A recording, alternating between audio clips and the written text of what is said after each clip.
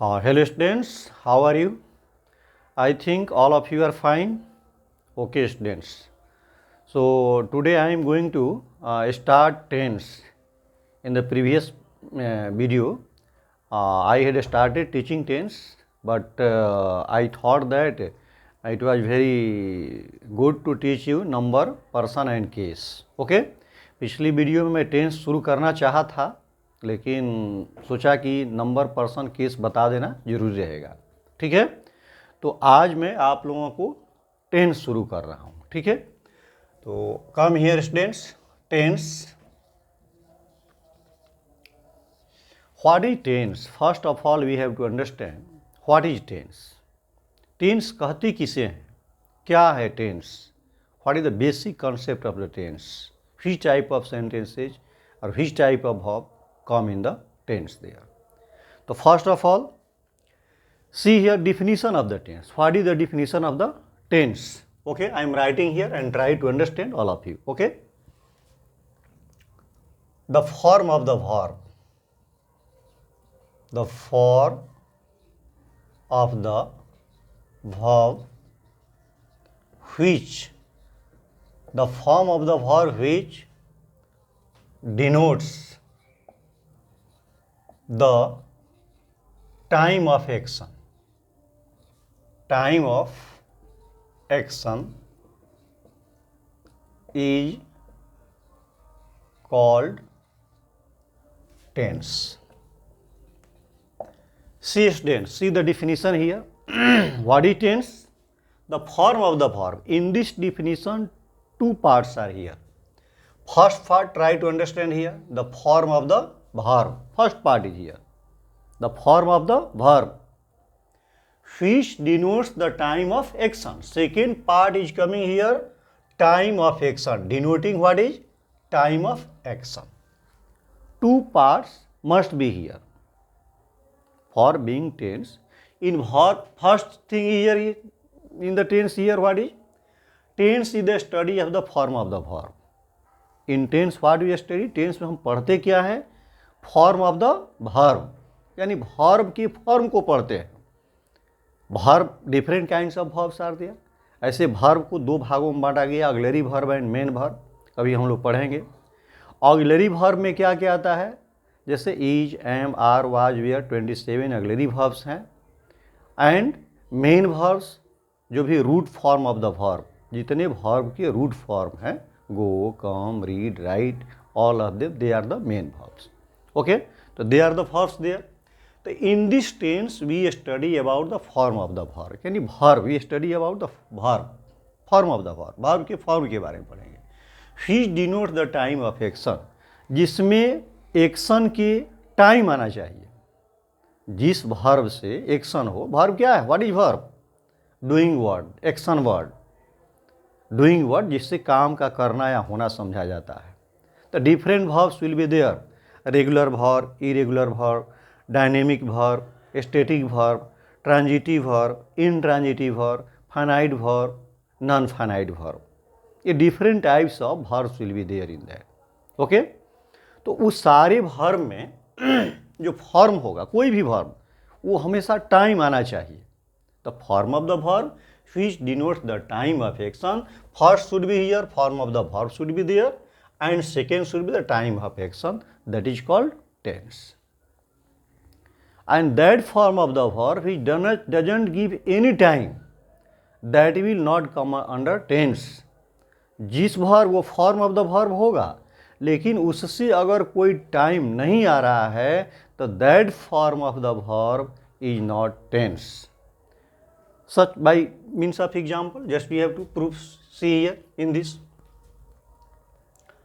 I teach, such as, see here example, I teach you English. I teach you English here, I subject, already I had explained, मैंने पहले भी आप लोगों को explain किया हो कि करने वाले को सब्जेक्ट कहते हैं। अब देखिए उसके एक्शन को, उस दिन बताए थे हम, जो एक्शन को जो है वर्ब कहेंगे, टीचिंग एक्शन।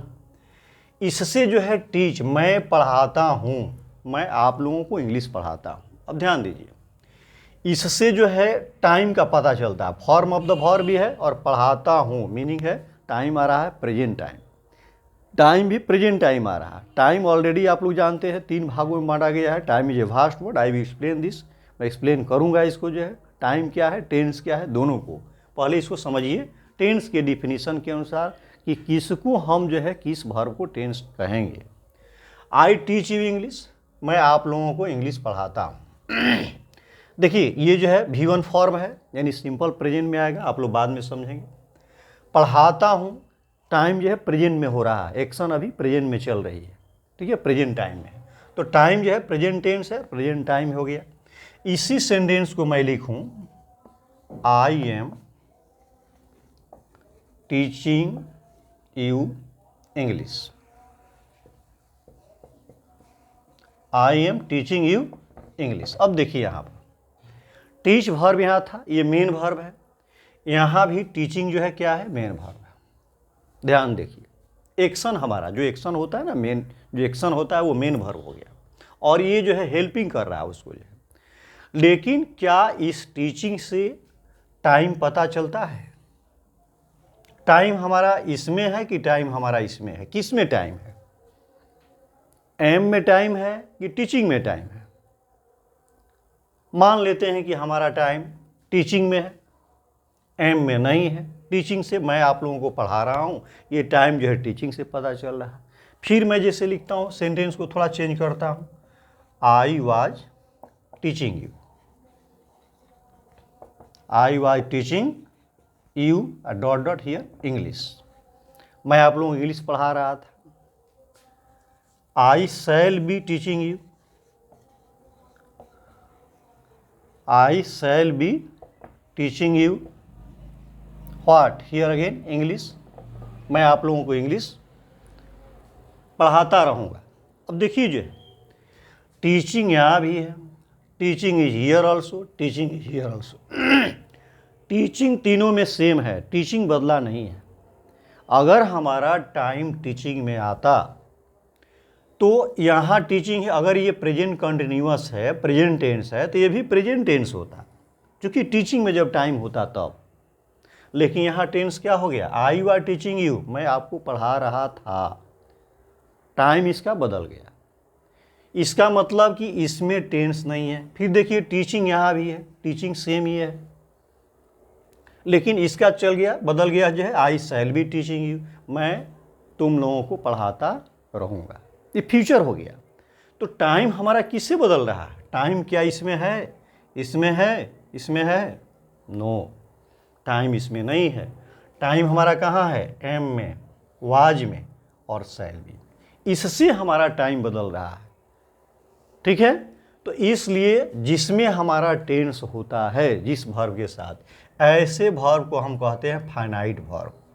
इसको वाज को फाइनाइट वर्ब कहेंगे, यहाँ शैल बी को क्या कहेंगे, ये फाइनाइट वर्ब करेंगे। इसको फाइनाइट वर्ब, इसको फाइनाइट वर्ब और एम को फाइनाइट वर्ब, वाज को फाइनाइट वर्ब, शैल बी को फाइनाइट वर्ब। यानी जिस वर्ब का टाइम होता है उसको कहते हैं फाइनाइट वर्ब, समझिए। और जिसमें टाइम नहीं होता है ये हो जाएगा इसको non finite, NF, non finite. ये हो गया नॉन फाइनाइट, ये हो गया नॉन फाइनाइट। इसका मतलब कि ये टेंस नहीं है जिस वर्ब का, यद्यपि although it is a form of the verb, although teaching also it is a form of the verb, but it doesn't show time, so it has no tense, it will not come under tense, इसको हम tense में नहीं मानेंगे, ये non finite है। Understanding clear? चलिए now see some more examples.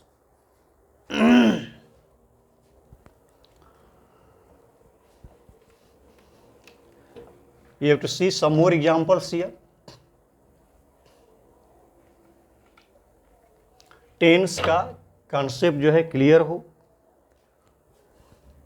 I have, see more example, I have taught you, I have taught you, मैं आप लोगों को पढ़ा चुका हूं। I had taught you, I had taught you. Again I shall have taught you,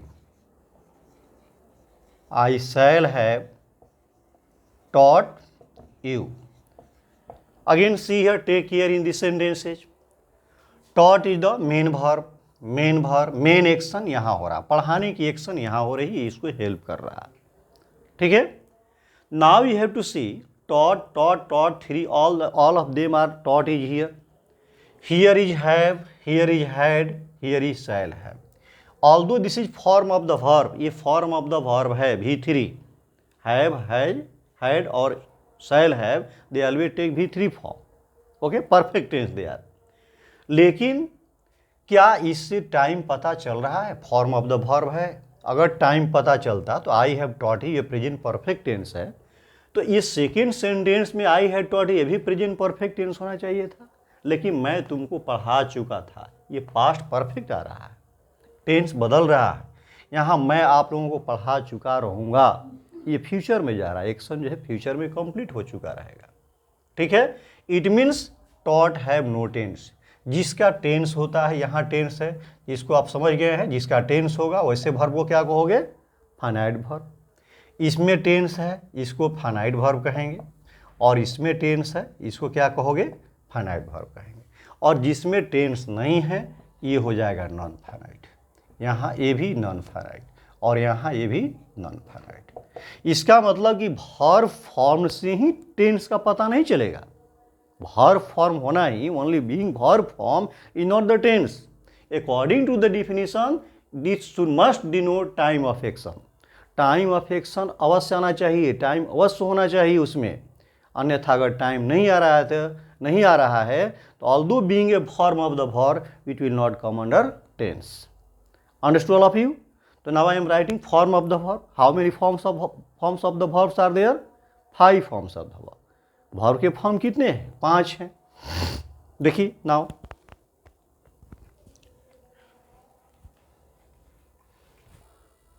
हाँ students, now see here, how many forms of the verbs are? 5 forms of the verb, main verb. See here, which are the 5 form of the verb? V1, V2, V3, V4 and V5. देखिए verb के कितने form हैं? 5. V1 को क्या कहते हैं? Present. V1 को present tense कहते हैं. V2 को क्या बोलते हैं? पास्ट टेंस, प्योर यूज है. ये दोनों प्योर पास्ट, ये प्योर प्रेजेंट टेंस है, प्योर पास्ट टेंस है. इसका नाम है past participle. Past participle. V3 को क्या बोलते हैं? Past participle. और V4 को बोलते हैं प्रेजेंट पार्टिसिपल. Present participle. और इसको कहते हैं प्रेजेंट टेंस. V5 जो है क्या है? ये भी प्रेजेंट टेंस है. अब ध्यान दीजिए आप लोग, how many forms of the verbs are there in English? Main verb 5. V1 present tense, V2 past tense, V3 past participle, V4 present participle and V5 present tense. तो now see here, here is also present tense, here also present tense. आप पूछ सकते हैं कि sir यहाँ भी present tense है, यहाँ भी present tense है, तो what is difference between them? उनमें अंतर क्या है? तो ये V1 जो होता है ये present tense होता है, प्लूरल होता है. V1 क्या होता है? प्लूरल होता है. और V5 में क्या होता है? ACIS. वर्ब में जब ACS लगाते हैं तो V5 बनता है और ये होता है सिंगुलर. यानी V5 is used with the singular subjects and V1 is used with the plural subject except I. Although I is singular but it always takes plural form. Okay? V2 is always past tense. V2 जो है एकदम हमेशा past tense. It can come alone. This form V1 can also come alone. V5 can also come alone. But here you see here past participle, present participle, which I have written in the previous example. Previous example में मैं आपको बताया था ING और V3. ठीक है, एक verb form लेते हैं हम लोग. जैसे लिखिए write, write, here wrote, here written, here V4 ING, writing, here it is writes. Okay. Now see here, this is simple present, this is also simple present. It is used with where I, this is I, it is used with plural, just like I although singular but it always takes plural verb, just like I write a letter, I write a letter. मैं एक पत्र लिखता हूँ, subject change करेंगे, writes हो जाएगा he writes a letter, he writes a letter. He writes यहाँ किए हुआ, हमारा सब्जेक्ट सिंगुलर है तो वर्ब भी क्या होना चाहिए, सिंगुलर होना चाहिए, एसएस होना चाहिए और पीपी होना चाहिए, एसएस एंड पीपी। ऑल्दो इसमें एक्सेप्शन है, आई सिंगुलर ही है लेकिन ये प्लूरल वर्ब लेता है, exceptional one it is here. With all other subjects what happen, SS and PP rule will be followed. Singular subject singular verb, plural subject plural verb. Now ये देखिए, आई right ए letter, मैं पत्र लिखता हूँ, present tense, इसका जो है tense क्या है, टेंस इसका क्या है, प्रेजेंट है, और टाइम क्या है, प्रेजेंट है। टाइम भी प्रेजेंट है और टेंस भी प्रेजेंट है, दोनों ध्यान दीजिए। इसका भी टेंस क्या है, प्रेजेंट ही है, और टाइम क्या है, प्रेजेंट है। टाइम भी इसका प्रेजेंट है, टेंस और टाइम दोनों आ रहा है। नाउ सीयर पास्ट, ये प्योर पास्ट है। ही रोट ए लेटर, ये सबके साथ रोट V2 फॉर्म जो है हर एक सब्जेक्ट के साथ यही रहता है, चाहे सिंगुलर हो प्लूरल हो कोई भी हो। ही रोट ए लेटर, वो एक पत्र लिखा। अब देखिए इसका टेंस क्या है, पास्ट है, और टाइम क्या है, पास्ट है। टेंस भी पास्ट है, टाइम भी पास्ट है। तो अब देखिए out of the 5 forms of the verb, verb के 5 फॉर्मों में आप ध्यान से देखिए, V1 का टेंस है, V2 का टेंस है और V5 का टेंस है। क्या V3 और V4 टेंस में आएगा? क्या वो टेंस बताता है? पहले जैसा कि मैं एग्जाम्पल बता चुका था, एक और एग्जाम्पल मैं दे रहा हूँ इस टेबल के माध्यम से, जैसा मैं किया हूँ। This you have understood, which tenses have tense, कौन कौन वर्ब फॉर्म के टेंस, जो वर्ब फॉर्म है किसके किसके टेंस हैं, टाइम और टेंस दोनों बता रहा है। जो V1 है इसका टेंस है, V2 इससे भी टाइम का पता चल रहा है, V5 है इसके भी टाइम का पता चल रहा है। इसका मतलब कि ये टेंस के अंतर्गत आते हैं, ठीक है। अब ध्यान दीजिए, व्हिच आर लेफ्ट, कौन कौन बचे हुए हैं, V3 एंड V4, जैसा कि मैं एग्जाम्पल में पीछे बता चुका था, समझाया था। एक और एग्जाम्पल देख लीजिए रिटेन के साथ। I have written a letter, I have written a letter, मैं एक पत्र लिख चुका हूं। अब बताइए कि हमारा ये रिटेन है, ये टेंस क्या है, टेंस है प्रेजेंट परफेक्ट, ये प्रेजेंट परफेक्ट है। तो टेंस किससे पता चल रहा है, इससे पता चल रहा है कि इससे पता चल रहा है। V3 को कभी टेंस नहीं होता है, ये पास्ट पार्टिसिपल है, यानी पार्टिसिपल नॉन फाइनाइट का एक भेद होता है, जिसमें पार्टिसिपल होता है। पार्टिसिपल के 3 भेद होते हैं, present participle, past participle and perfect participle. इसके भेद में आता है प्रेजेंट पार्टिसिपल, ये टेंस का पार्ट ही नहीं, इसे टाइम पता नहीं चलता है। वर्ब का फॉर्म है, ये वर्ब का फॉर्म है, लेकिन ये टाइम बताता नहीं है, इसलिए इसको हम टेंस के अंदर नहीं लाते हैं। हमारा टाइम जो ये वर्ब है, इससे हमारा टाइम का पता चलता है। टाइम यहाँ है, यानी फाइनाइट, जिस वर्ब का टेंस होता है उसको फाइनाइट वर्ब कहते हैं, तो हमारा टाइम यहाँ पर है, ये फाइनाइट है। जैसे एग्जाम्पल से, I have written letter, I had written letter, ध्यान समझ लीजिए इसको प्रूफ करके। आई हैड रिटेन लेटर, मैं एक पत्र लिख चुका हूँ, मैं एक पत्र लिख चुका था। देखिए रिटन, अगर टाइम इसमें होता, इस वर्ब में टाइम होता, तो इस सेंटेंस में रिटन यहाँ भी है, रिटन यहाँ भी है। तो यही जो प्रेजेंट परफेक्ट टेंस है, तो इसमें भी तो वही प्रेजेंट परफेक्ट टेंस होना चाहिए था ना। लेकिन जैसे ही ये चेंज हुआ, हैव की जगह हैड आ गया, तो ये पास्ट हो गया, ये टेंस हमारा क्या हो गया, ये पास्ट टेंस हो गया, ये टेंस बदल गया, टाइम भी पास्ट बदल गया। ये प्रेजेंट परफेक्ट हो गया, प्रेजेंट परफेक्ट हो गया यहाँ पर, ये प्रेजेंट हो गया, प्रेजेंट में प्रेजेंट परफेक्ट है, जो कि हैव के कारण है। जैसे ही हैड हुआ उसी तरह शैल हैव चेंज करेंगे तो उसी तरह ये भी क्या हो जाएगा, चेंज हो जाएगा। इसका मतलब ये हमारा टेंस नहीं, ये हमारा टेंस नहीं है, क्योंकि टाइम नहीं दे रहा है, इसे टाइम पता नहीं चलता है, इसीलिए इसको कहा जाता है non finite, non finite. Clear है, समझ में आ गया है, क्लियर है।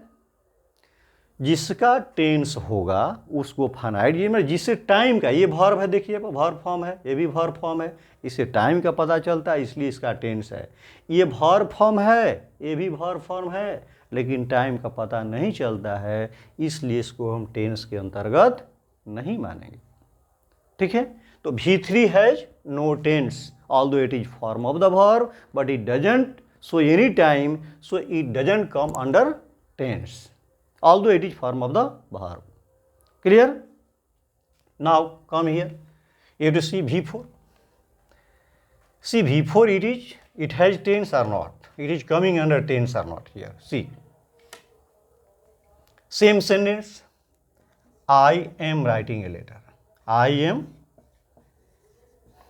writing a letter, मैं एक पत्र लिख रहा हूं। क्या हमारा राइटिंग में टाइम दिखाता है? टाइम है, वर्ब फॉर्म तो है, लेकिन टेंस होने के लिए टाइम भी आना चाहिए। I am writing a letter, हमारा टाइम यहाँ है कि टाइम यहाँ है, आप लोग समझ चुके होंगे। फिर एक सेंटेंस देखिए, I was writing a letter, I was writing a letter, मैं एक पत्र लिख रहा था। यहाँ पर मैं पत्र लिख रहा हूँ, राइटिंग देखिए यहाँ भी है, राइटिंग यहाँ भी है। अगर राइटिंग में टाइम होता तो हमारा चूंकि प्रेजेंट कंटिन्यूअस है तो इसमें भी हमारा क्या होता, प्रेजेंट कंटिन्यूअस ही होता, लेकिन जैसे ही एम से वाज हुआ इसका टाइम बदल गया, I was writing a letter, मैं पत्र लिख रहा था, टेंस भी बदल गया और टाइम भी बदल गया। ठीक है, तो हमारा टाइम इससे पता चलता है, तो जिससे टाइम होगा इसको फाइनाइट वर्ब कहते हैं, जिसमें टाइम होगा फाइनाइट वर्ब कहते हैं, और फाइनाइट वर्ब का ही टेंस होता है। और जिसमें टाइम नहीं है, नहीं दिखा दे रहा है, इसको जो है नॉन फाइनाइट कहेंगे, इसको भी क्या कहेंगे, नॉन फाइनाइट कहेंगे, इसमें कोई टाइम आता नहीं है। तो क्लियर, आपको दिमाग में रखना है कि जिस वर्ब फॉर्म का टाइम आता है, यदि वर्ब फॉर्म हो, अगर उसे टाइम का पता चलता है तो टेंस में आएगा, और जिस वर्ब फॉर्म का टाइम नहीं आता है, वर्ब फॉर्म होगा लेकिन अगर टाइम नहीं आएगा तो टेंस के अंतर्गत वो नहीं आएगा। क्लियर है? It means V3 and V4 have no tense, कोई इसका टेंस नहीं होता है, they are the part of what is participle, that is past participle and this is called present participle, you will learn later on. Okay, now let us come other things.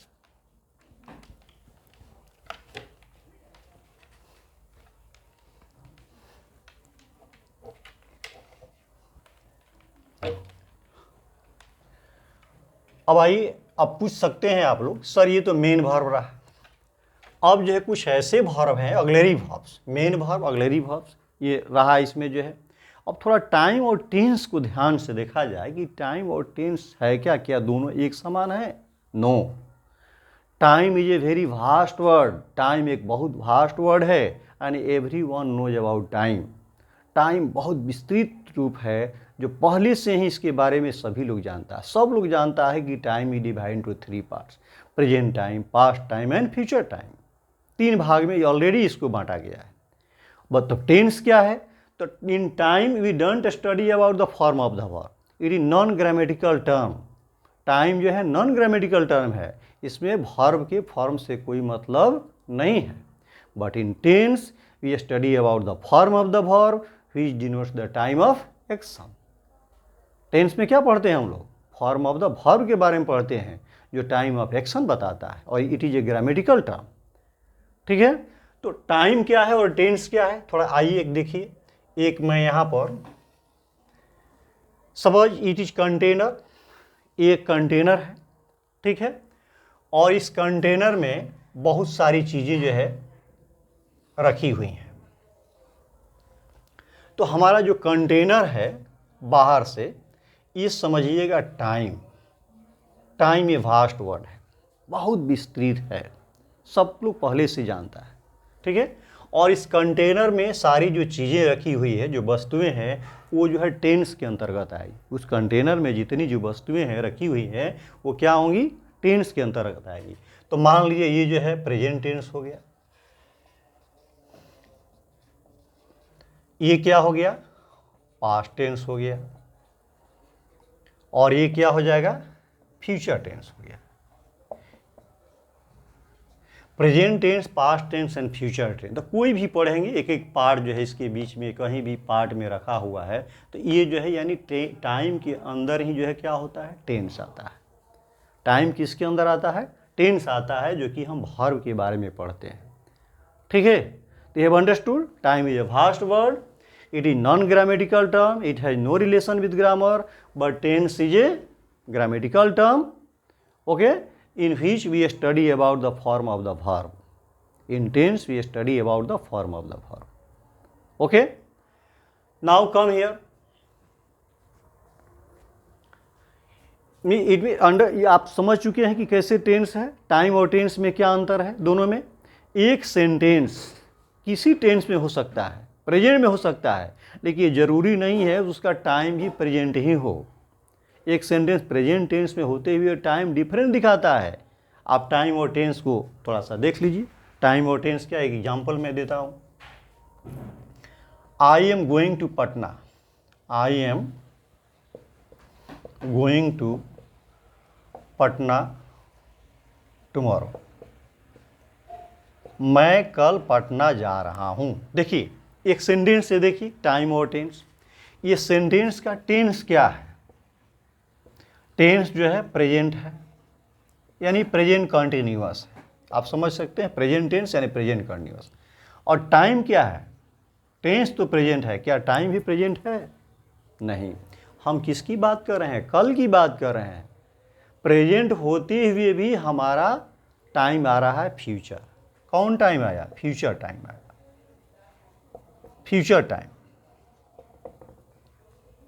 समझ में आ रहा है, यानी present में होते हुए future आ रहा है टाइम। तो टाइम एंड टेंस एक नहीं है। पास्ट टेंस होते भी टाइम प्रेजेंट आएगा।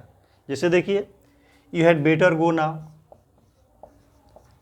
You had better go now,